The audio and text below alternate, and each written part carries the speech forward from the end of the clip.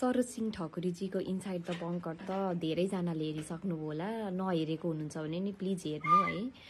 यो घटनामा चाहिँ अब पुष्पाजी मिराजीकोबाट चाहिँ एउटा प्रतिनिधि पात्रहरू हुनुहुन्छ। उहाँहरू यो समाजमा कस्तो नीच घटनाहरू घटिरहेको छ भनेर होइन, उहाँहरू कस्तो एकदम वारियर्सहरू हुनुहुन्छ। अनि यो घटना चाहिँ के भन्दाखेरि हाम्रो समाजमा त समाज छोडौँ, घरैमा पनि कोही महिला कोही छोरी सुरक्षित छैन भन्ने कुरा छ होइन।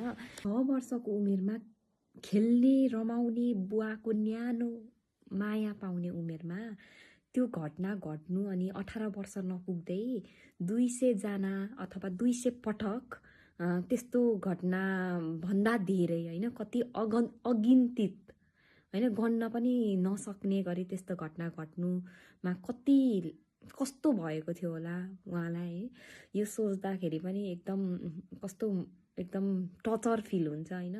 अनि अब चाहिँ यो कथा कहिलेसम्म सुन्नुपर्ने के यस्तो कहानीहरू चाहिँ है। अब छोरीको लागि चाहिँ यो समाज सुरक्षित छैन भन्ने चाहिँ हाम्रो सोच चाहिँ त्यो भन्छौँ नि। कति मेरो साथीहरू पनि हुनुहुन्छ छोरी भएको साथीहरू होइन, अनि छोरीलाई कस्तो टेन्सन लागेर आउँछ भनेर भन्नुहुन्छ क्या, यो समाज सुरक्षित छैन भन्ने टाइपको।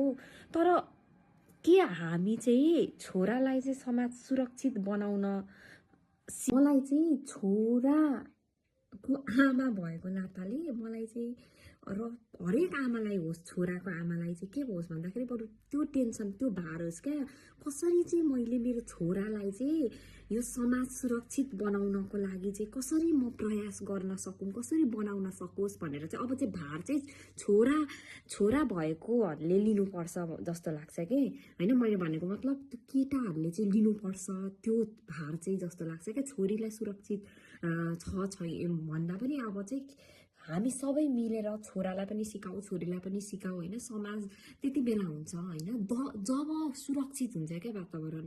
पढे लेखेको अब हामी छौँ, चेतनशील देखिन्छौँ पनि होला, देखिने प्रयास पनि गर्छौँ, तर साँच्चै हामी चेतनशील चाहिँ छौँ त, साँच्चै नै छौँ त भन्ने चाहिँ यो चाहिँ प्रश्न एकदमै यहाँ पनि इनसाइड द बङ्करमा पनि कुरा गर्नुभयो।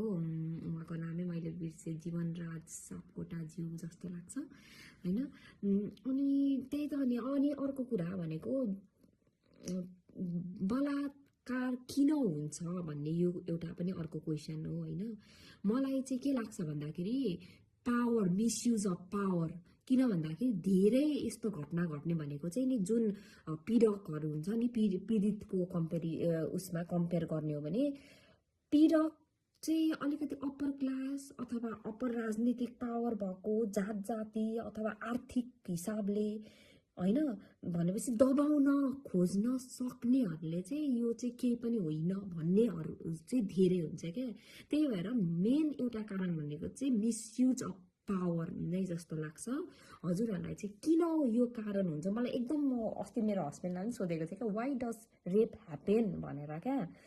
अनि मलाई चाहिँ यो चाहिँ हरेक मान्छेबाट एन्सर चाहिएको छ क्या। भनेको मतलब एउटा कलेक्टिभ एप्रोच लिएर चाहिँ एउटा हुन्छ नि हो यो कारण रहेछ, यसमा वर्कआउट गर्नुपर्ने रहेछ भन्यो भने। किन भन्दाखेरि धेरैवटाबाट धेरै सोच आउँछ नि त। मलाई त्यसमा हजुरहरूको के लाग्छ मलाई पनि यहाँ कमेन्ट पनि गरिदिनु होला।